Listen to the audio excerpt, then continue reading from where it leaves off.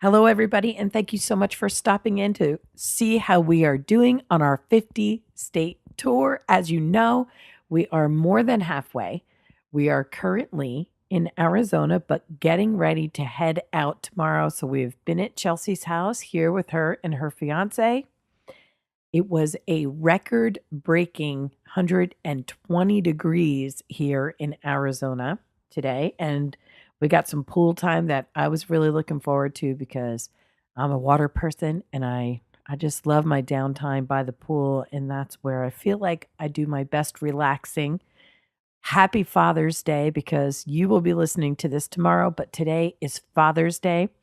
So, a shout out to all the dads out there and to all those people who fill in the role of dad. So, whether you're male or female, if you are out there and you are parenting, guiding, being a role model for any young person out there, kudos to you.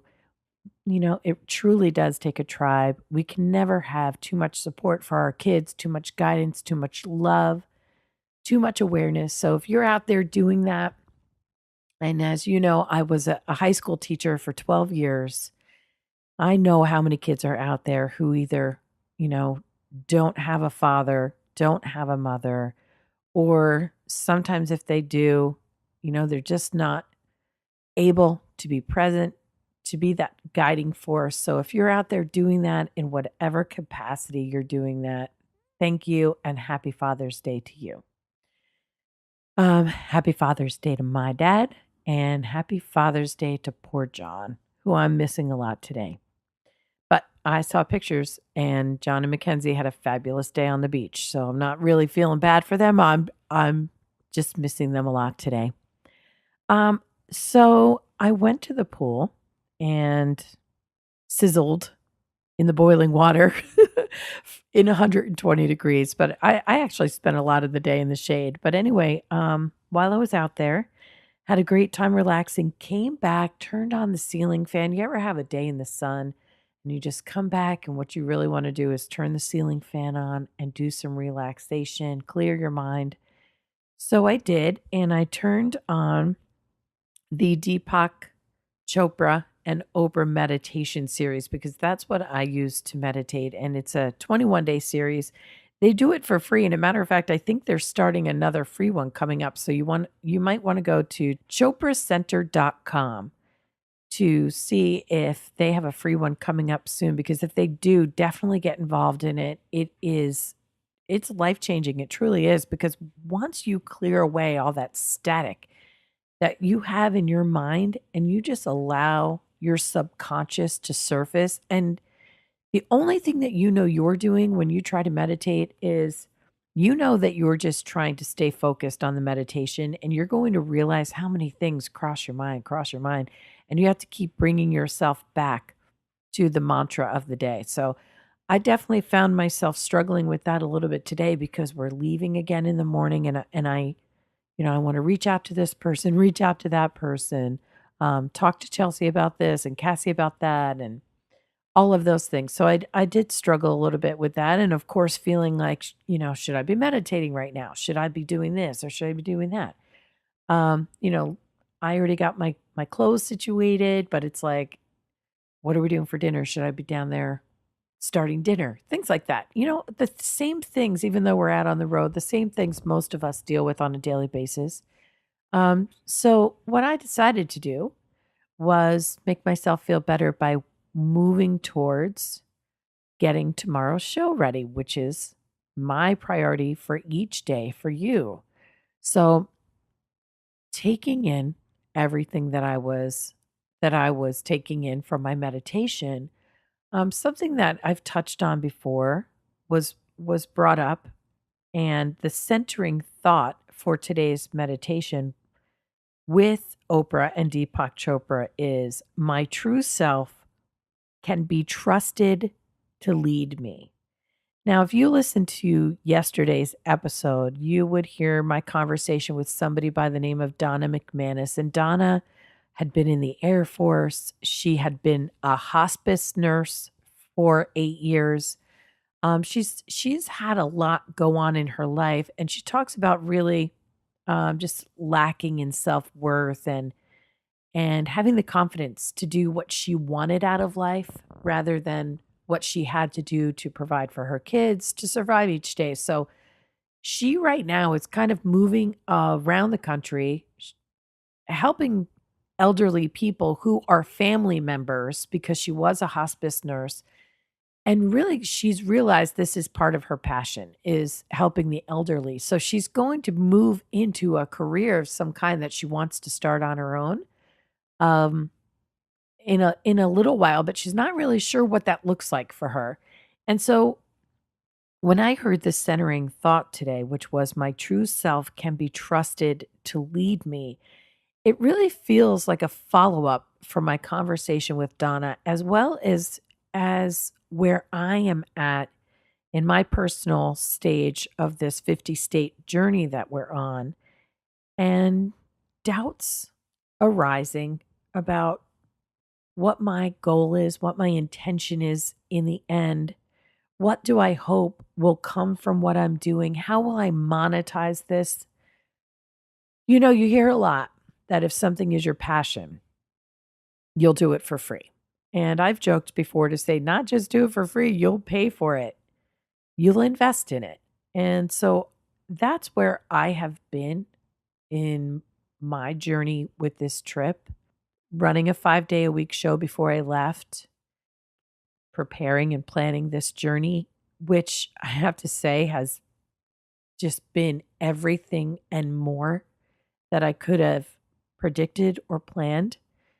So far, we have made it to every stop except for one, which was actually not that we missed it. It just we had one change in plans, and that was in California, which meant we stayed 2 nights in San Francisco, which now that I think about it, the second night was when the car got robbed and our things were stolen. But everything we planned has happened and more. And some of the spontaneous things have been amazing. And some of the planned things have expanded on their own naturally. And it's just been really, truly amazing. But, I have to go back to this idea here because when Deepak said this today, my true self can be trusted to lead me. I realized that despite all of that, despite everything that's going well, despite the fact that I do feel like I am out here serving my true self, I still have my doubts. So, one of the questions is what is or who is your true self? Your true self, as Deepak was discussing today, is your core beliefs. It is your core person. It is your core beliefs. I was at the pool today and I was watching the kids play, and I had said to Cassie, I said, you remember when you were a little kid and you just swam all day? And, I was on swim team, so I had swim practice, then maybe a diving class or a lifeguarding class. And then I spent the whole day in the sun or under a tree by the pool. And I was eating pierogies, and I was sometimes just seeing how many laps can I swim, right? I mean, talk about great exercise, but I wanted to see, can I get to 100 laps? And then I was just having fun with my friends. And then that night, maybe we had an away swim meet. So from the pool, I piled in the bus with the swim team, went away. I just remember getting into my parents' car at the end of the day and feeling like, just sun worn and water drenched and that good kind of tired where you feel safe and, you fall asleep in the car on the way home. And it just, when Deepak said this about your true self and trusting that true self to lead me, it just reminded me of how sure of myself I was even as a kid, right? And of course, life gets more difficult and things come your way. But when you were playing school, which I did all the time and then became a teacher, right? When you were playing with your army men and then you end up in the military, it is about trusting our true selves. So what impacts us along the way? What has created the energy blocks that allows all the noise and the distractions of the world to take us away from who we want to be, from that authentic life that is true to ourselves, right? And true to your true self. And we have talked about this before on the show too. And I've said there are 4 major blocks. The first one is your critical voice. And that critical voice comes from all the things everybody else has told you. Sometimes it's you're not smart enough. Sometimes it's you're too hyper. Sometimes it's you can't focus. Or sometimes it's where people do things on the positive side. You're such a good cook. You should be a chef when you grow up. You're great at debating. You should be a lawyer. And we get funneled in directions based on these positive and negative statements. We get funneled. So the second one would be assumptions. And it's really, really hard, right? We have these critical voices going in our head, and these critical voices telling us we're too much of this or not enough of that, or we should do this or we should do that because somebody else thinks that we should or shouldn't. Then we start making assumptions and we take what they've said, these critics, and we assume that, okay, this relationship didn't work out before. Relationships aren't going to work out for me. I'm just not cut out for relationships. Or we assume because we babysat once or twice and didn't get along with the children that we're not going to be good parents. Or we assume that because we failed at something in the past, we're going to fail again. That's the second one. The third energy block that really can cause obstacles to the point where it stifles us, it stops us from being successful, would be interpretations. And when we interpret things, just like when we make assumptions, we are making stories up. Because if somebody says to you, oh, that's different, oh, that's unique, what do we automatically assume? Or how do we interpret that? We interpret it that it's something they don't like, that it's something we shouldn't be doing. We make up stories in our heads based on what we think people are thinking, right? And then the last one, which I think is probably most common and causes us, like Deepak Chopra said, to make blanket statements over ourselves. Things that, and as he said, things that are not always true. Maybe sometimes it could be true, but in general, it's never true. Your limiting beliefs are never true all the time. Things like, I'm not smart enough. I'm too old. I'm too fat. I shouldn't be doing these things, right? I shouldn't step out of my comfort zone because I have these limiting beliefs that hold me back. And they are powerful because they create fear. All of these things create fear for us. And fear is so hard to walk through. What would it take, though, for you to be honest with yourself, to be honest about your true self in order to live the life you were truly designed to live? Because you have gifts. You have something special about you. And you know what? I'm interviewing people all the time, and they have something unique about them. And I say to myself, what's so special about you? I mean, I'm still out here questioning myself. We are over halfway. We have done, if I tallied up the amount of people I've interviewed, it's got to be getting close. I don't know. It's over 50 people. It could be 70. I mean, it's been a lot of people that I've spoken to.